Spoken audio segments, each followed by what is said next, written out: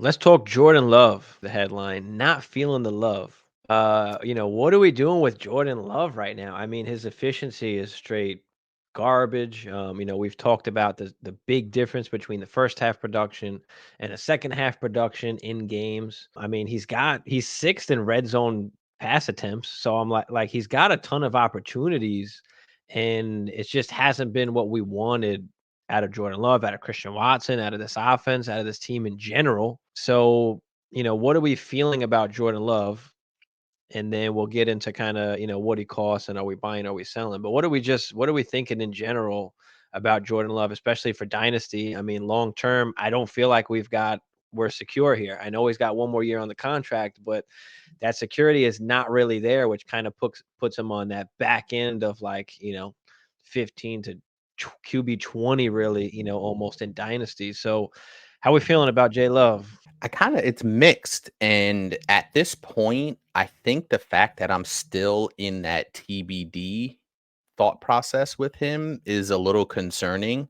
I think at this point, I should feel like I know what Jordan Love is and if he's going to be the guy, right? And I've said this virtually since I want to say after those first 3 games, they were 2-1.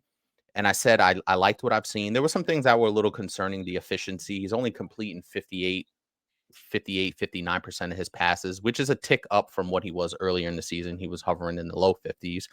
He's climbing up there to the high 50s. The yardage total was impressive last week against Pittsburgh, 289, I believe he had. So you like to see that. He had a couple of really nice touchdown passes. And the thing is that when Jordan Love, when he makes a really good pass, it looks good, right? It looks like, okay, this is a guy. You know what I mean? He made a beautiful pass to Jaden Reed. He made a beautiful pass to Romeo Dubes for the touchdowns. And you're like, damn, I've seen it, right? There's something there. It's not total trash, but the inconsistency is definitely what concerns me. And the late game interceptions have been an absolute killer for this team. He does not take care of the ball in the fourth quarter when the Packers have chances to win. Now, the Packers haven't really got blown out in a game outside of that Detroit game. I think it was a Thursday night game. That was the game they really just self-destructed and melted down. But outside of that, there's no real game where they didn't have a chance to win. And if I'm putting a positive spin on it, that just means that he can kind of grow and learn into it. He is essentially a rookie from if I'm looking at it from an experience perspective. Now, he has been in that building. I've talked about him being in that building with Matt LaFleur over the past 3 years, and this is obviously his first year starting. So I'm still TBD, man. I still need to see the rest of these games get played out and to see if there is a growth in those late game situations, because the Packers have had a chance to win every single game that they've lost outside of the Detroit game on Thursday night. So you see some things you like, you see some things you don't like, and you're just like, can he clean up those late game turnovers and not try to force the ball? I also saw a really troubling stat. If you're a negative Nancy out there, when he's targeting Christian Watson, I believe his interception rate is like highest in the league when a single quarterback targets a single player. And it seems like every time he tries to throw the ball to Christian Watson, it's either A, in double coverage, B, it gets tipped away, or C, it's just a clean interception. I want to see more passes to Christian Watson where it's that pass we saw against the Philadelphia Eagles last year, where it was just a 3-step drop, turn, and fire it in over the middle, something like that. It doesn't have to be vertical every single time. Get a little more creative when you're trying to use Christian Watson, and I think the efficiency could go up. So like I said, it's tough to say, am I in or out? Because he even provides a safe floor if you're talking fantasy wise, where he's not going to completely kill you. Like I said, he had the one game where he completely just unraveled and didn't do a whole lot. But outside of that, he's been okay. He's quarterback 13 currently, which is a high end QB2. So he's still very, very serviceable as a super flex quarterback. It's been a mixed I bag think pretty much all season. Yeah, I mean, I think that because right now they're in the top 10, right? Their I think pick there's would be six, pick their pick six. would be in the top 10. So, if you're in the top 10, I think it's a very good chance that possibly they do take a QB there. So I don't know how safe he is for next year. That's kind of my concern. So I think he's absolutely fine for this year. So when we go into, we're buying, selling, holding, like, what's the price for it? I'm just out on Jordan Love. I'll take advantage that right now people know that he's a starter for at least the rest of the season, and people might want to buy him, knowing that he's a starter for the rest of the season. So if I'm able to move him or try and tier up from him, then I would absolutely try and do that. So I would be on the selling side. I would not be buying Jordan Love, and I don't want to hold him unless I'm in contention and I need, that third QB for this year. So I'd be trying to look to sell Jordan Love if I could. And what's the price? What's the price really that you can sell him at? He's kind of worth like a second round pick right now, early second or a second plus. So if you can come off with the second plus for Jordan Love, then I'm totally fine with doing that and getting off now. Because like I said, if next season they do draft a quarterback, now he's worth nothing. So I'd rather just, take what I can now and take advantage while he's worth something. But what do you think, Hammer? Are we buying, or are you selling? Are you holding? And at what price? Do you think that was a kind of a good price suggestion? I think I have Jordan Love in the subscriber league, and I think I'm holding for this reason. The Packers organization doesn't have a lot of upheaval and turnover at the important positions, right? Quarterback, head coach, GM, president, etc. They're one of the more stable organizations in the NFL in the last 30 years, basically since they've had Brett Favre. So I'm gonna currently hold, and I do think I'm not.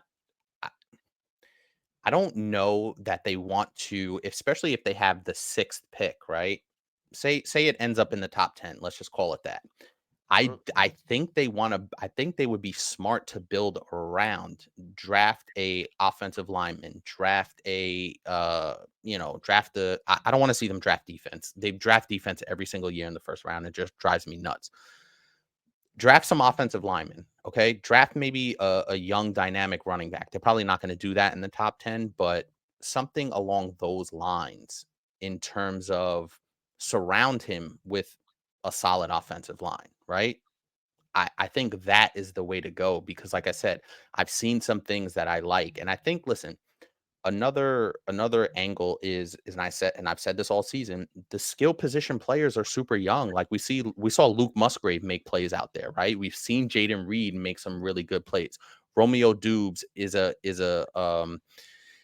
he's a red zone monster when it comes to touchdowns. He catches touchdowns in the red zone. So you like that there. Christian Watson is the one that it seems like the odd man out, right? Because Jaden Reed and Romeo Dubes have been pretty solid. And it seems like Christian Watson is the odd man out when it comes to production. Luke Musgrave, like I said, has been pretty solid there. So if I'm the Packers, I use that pick and I draft offensive line to try and surround him with better protection and see if they can take a step forward next year, kind of clean up those late game interceptions and go from there. That's what I would do.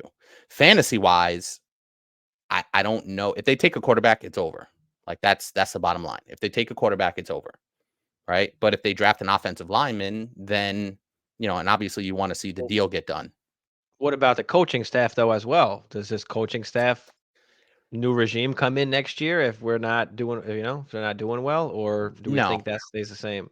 I think it stays the same because, like I said, the Packers kind of remind me of the Pittsburgh Steelers. Like the Pittsburgh Steelers have had lean years and they don't just upheave everything. Obviously, Ben Roethlisberger retired and they have Kenny Pickett in there.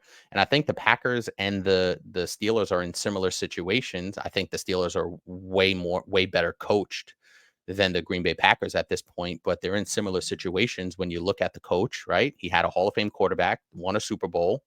They moved on from that Hall of Fame quarterback. They drafted a young quarterback and they surrounded those quarterbacks with some pieces. It's just that the Steelers are winning and the Packers are not right now. That's the only difference. If the Packers were 6-3, this wouldn't even be a conversation. I mean, you got, like you said, though, you got Dubes, you got Watson, you got Reed, you got Musgrave, like you got Aaron Jones, you got AJ. Like, what the fuck else you want? But they're still, I know they're but they're still young. inexperienced.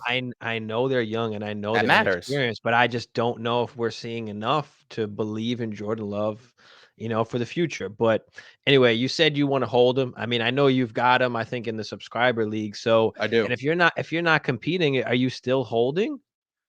Are you still holding and taking that chance, or are you just kind of taking what you can get and regroup? And now you have, a liquid asset in the pick, and you have some flexibility in what you can do with that pick. This is one of the situations where my fandom comes into it just a little bit, Mhm. and is part of the reason why I'm holding, because I, like I said, I do see things that I like, and I look deeper into it in terms of the organizational structure, and they don't turn over important positions very often like that.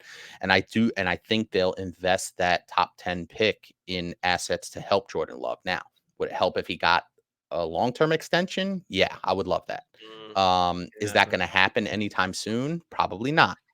So that's really what it hinges on, right? Because if they would have extended him, if they would have extended him on a 3-year deal, I don't think we have this question either. So let me ask you this strategy wise, because Jordan Love is not that expensive. What if you just would you be open to selling him now? And then if he is the quarterback next year, you just buy back in at basically the same price. It depends, to be honest with you. If I get something I'm looking for, then yeah, I'd come off of him. If somebody offered me a late first or a high end second, plus a little something, plus a wide You can get a receiver or first. something. You could get a I'm just first maybe saying. from a desperate team, like a contending team that loses a quarterback or something like that down the stretch here, maybe. I mean, But listen, if you're telling me that Jordan Love finishes as quarterback 13, I think he'll finish in that range. Like I do. I think he'll finish in oh, that I 13 range. And I know you're saying long term is what you're kind of looking at. If the Packers drafted a quarterback and said, "Hey, we'll trade Jordan Love," like somebody will. He